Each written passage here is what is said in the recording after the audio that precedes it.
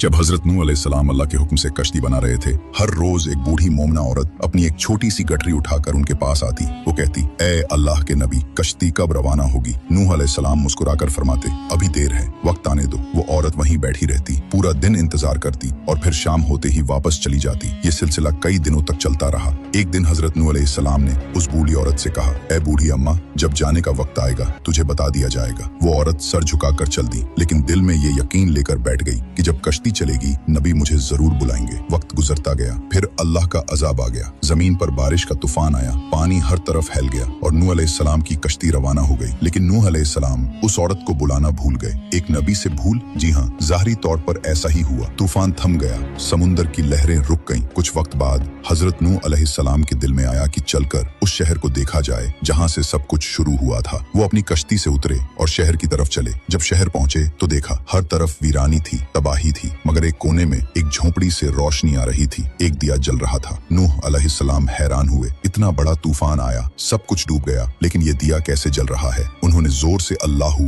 अकबर की तकबीर लगाई। झोंपड़ी का पर्दा उठा। वही बूढ़ी औरत गठरी उठाए बाहर आई और बड़ी मासूमियत से बोली, या नबी अल्लाह, क्या कश्ती अब तैयार है? चले। नूह अलैहिस्सलाम की आंखें हैरत से फैल गईं। उन्होंने कहा, ए बूढ़ी अम्मा, तुझे कुछ भी पता नहीं चला। बूढ़ी औरत ने सादा दिली से जवाब दिया, क्या नहीं पता चला या नबी अल्लाह? नूह अलैहिस्सलाम बोले, इतना बड़ा तूफान आया, दुनिया डूब गई, बारिशें बरसी, लोगों पर अजाब आ गया और तुझे कुछ खबर नहीं? वो औरत बड़ी सादगी से बोली, या नबी अल्लाह, एक दिन बादल कुछ गरजे थे और हल्की सी फुहार पड़ी थी, बस। नूह अलैहिस्सलाम ने आसमान की तरफ देखा और कहा, ए मेरे रब, ये क्या माजरा है? तब अल्लाह ताला ने हजरत नूह अलैहिस्सलाम पर वही नाजिल फरमाई, ए मेरे प्यारे नबी, इस औरत के दिल में तुम्हारी मोहब्बत थी और तुमने उससे वादा किया था कि जब कश्ती रवाना होगी तुम उससे ले चलोगे। तुम अपने वादे को भूल गए, लेकिन मैं रब्बुल आलमीन तुम्हारे वादे का भी जिम्मेदार हूँ। मैंने अपने अजाब को उस तक पहुंचने ही नहीं दिया। उसे एहसास तक नहीं हुआ कि कैसा अजाब आया और चला भी गया। इमाम सज्जाद अलैहिस्सलाम ने जब ये वाकया बयान किया तो अपने पास बैठे मोमिनों से फरमाया, ए मोमिनों, इस हदीस को क़यामत तक के मोमिनों तक पहुंचाना